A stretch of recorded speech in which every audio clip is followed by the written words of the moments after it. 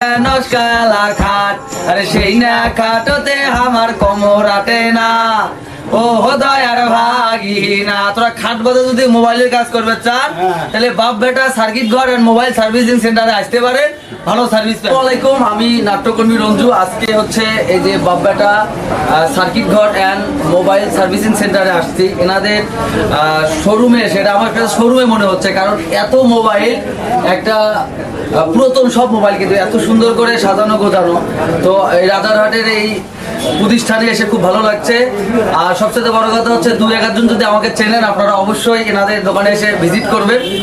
আপনাদের কোনো ফোনের যদি কোনো সমস্যা হয়, ডিসপ্লে, অনেক সমস্যা কিন্তু হয় আমাদের। তো এই যে এত প্রোডাক্ট আছে, এই যে মোবাইলের ডিসপ্লে থেকে শুরু করে সার্কিট সব কিছু আপনাদের এখানে পাওয়া যাচ্ছে। আমরা যে স্মার্টফোন চালাই বা বাটন ফোন চালাই, আপনার ফোনের কিন্তু সমস্যা হয়, ডিসপ্লে, স্পিকার, চার্জার, অনেক কিছু সমস্যা। সেই সমস্যার সমাধান করে দেওয়ার জন্য বাপ বেটা সার্কিট ঘর এন্ড মোবাইল সার্ভিসিং সেন্টারে আপনারা ভালো সার্ভিস পাবেন। চলে আসবেন রাজারহাট হাজি মার্কেটে চলে আসবেন, অবশ্যই ভালো সার্ভিস পাবেন। যদি ভালো সার্ভিস না পান, দুই একজন আমার ফলোয়ারও হয়তো ভিডিওটা দেখবেন, আমার পোস্টে গিয়ে কমেন্ট করবেন যে ভাই বাপ বেটা সার্কিট ঘরে মোবাইল সার্ভিসিং আমরা ভালো পাই নাই, আমাকে কমেন্ট করবেন। ভাইকে আমি সরাসরি ফোন করে বলবো যে ভাই সার্ভিসিং ভালো করতে হবে। আপনার বাবার সঙ্গে একই জায়গায় এক প্রতিষ্ঠানে আপনারা দুইজন থাকেন, মানে বাবার কাছে আর কি পারমিশন নেওয়ার আছে যে আপনি কি চান বলেন?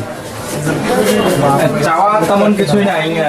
আমার বাবা যে এত বড় একটা প্রতিষ্ঠান দিয়েছে, তার নিজের প্রতিষ্ঠিত দোকানে যে আমি কাজ করতে পারতেছি, আমার বেকার সময়, যেটা লেখাপড়ার পাশাপাশি যে অযথা সময়গুলো বেঁচে থাকে, সেই সময়গুলো বাজে আড্ডা না দিয়ে আমি এখানে সময়টাকে কাজে লাগাতে পারতেছি, এটাই আমার কাছে অনেক কিছু চাওয়া। মোবাইল আছে, বাটন ফোনগুলো, ডিসপ্লে, স্পিকার সবকিছু আছে, মানে এটার বাইরে নতুন ফোন কেনা মানে বিক্রি করার কোনো আশা আছে নাকি? নতুন ফোন বিক্রি করার সেটা ভবিষ্যতে চেষ্টা করব, যে যেন দোকান আস্তে আস্তে ধীরে ধীরে যখন বড় হবে তখন আর কি নতুন ফোন বিক্রি করার চেষ্টা করব।